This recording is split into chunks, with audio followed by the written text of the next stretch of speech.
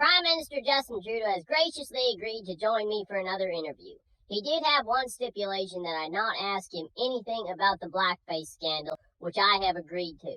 And besides, since we know he wore it so many times that he can't even remember, there's nothing more that I could ask him. So I will not ask any questions about blackface.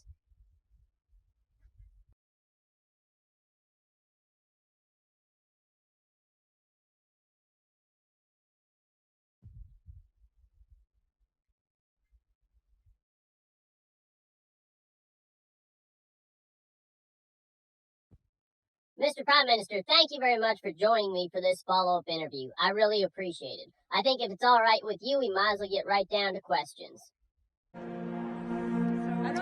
The question is, why does Justin Trudeau suddenly not love his country?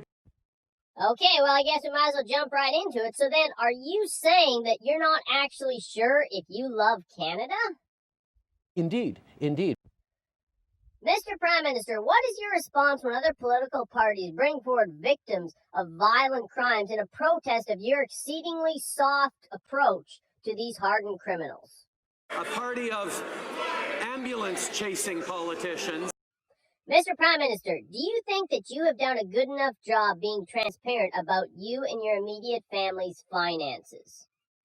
I have been entirely and completely transparent about my family finances.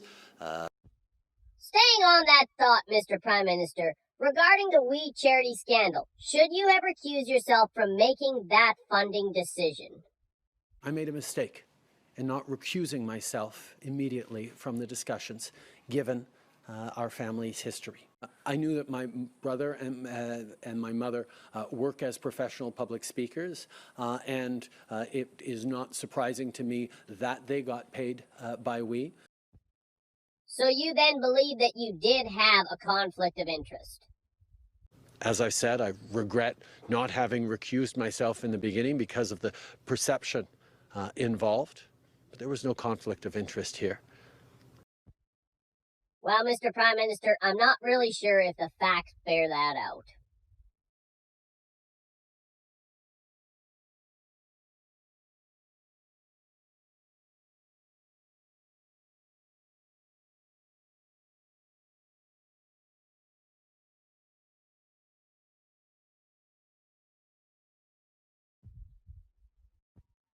Mr. Prime Minister, there are 2 Canadians who are being tortured and held hostage by the Chinese government. What have you said to Chinese officials to try to secure their release? That's unfriendly and unneighborly today. What has been one of your most important goals since becoming Prime Minister in 2015? Eager to use the politics of division, always eager to highlight differences between Canadians rather than pulling them together.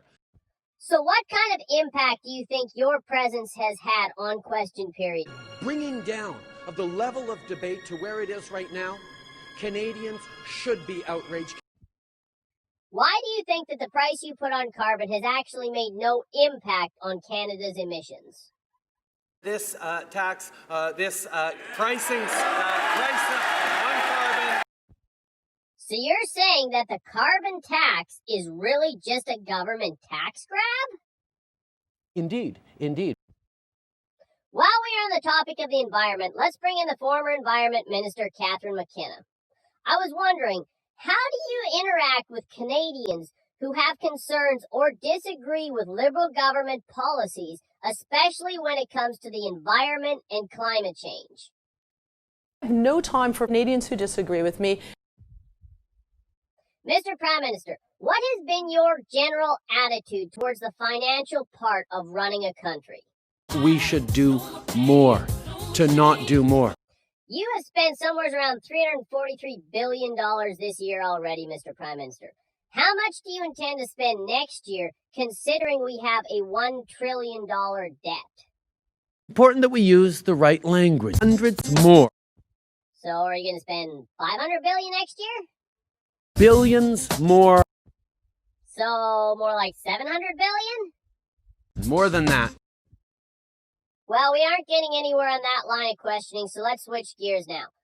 Mr. Prime Minister, What percentage of tax hikes could middle-class Canadians expect in order for the country to get back to balanced budgets? The number we talk about is 70% increase.